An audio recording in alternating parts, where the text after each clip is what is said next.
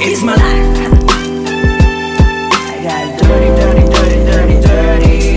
It's my life. I wanna... Alright.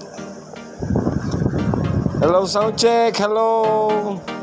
Good day mga kabomba, viewers, subscribers, and followers si Sir Javier TV.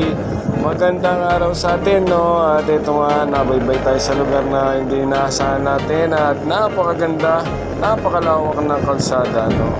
So tayo po ngayon ay pupunta ng ating pwesto dyan sa Mexico, Pampanga, Lagundi, Mexico, matapat ni Wilcon. At magbabakasakali tayo may kikitain na panganap buhay, no? Araw-araw naman tayo nagpa-vlog at araw-araw tayo nagpa-biyahe. At laging araw-araw nasa aking vlog ang pagpunta ng pwesto.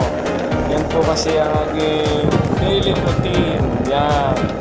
Kasi kung minsan mayroon nagsasabi, ba't lagi daw tayo binabanggit yung pwesto natin. Ito naman, pupunta tayo ng pwesto. Yan. Kaya binabanggit natin. May shop po tayo sa Lagundi, Mexico. Tapat ni Wilcon. Yan po yung 1921 brake banding shop, mga idol, no? Tayo po gumagawa ng brake banding, clutch relining. Yan.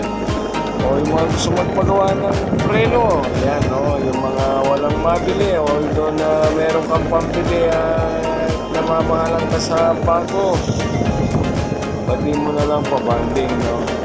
Okay mga idol, at malapit na tayo, mga kalahating oras na lang at nandiyan na tayo sa ating pinupuntahan, no?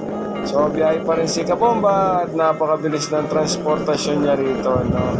At yun nga po, tangin ng Kabomba, yan nakakita ng corner at para ginawa ng racetrack ang kanyang ginala ng kalsada. Ay nako, kating-kating na si Kabomba. Anyway, sa June 22 at 23, nandiyan tayo sa Tarlac Circuit Hill, mga idol at mga Kabomba.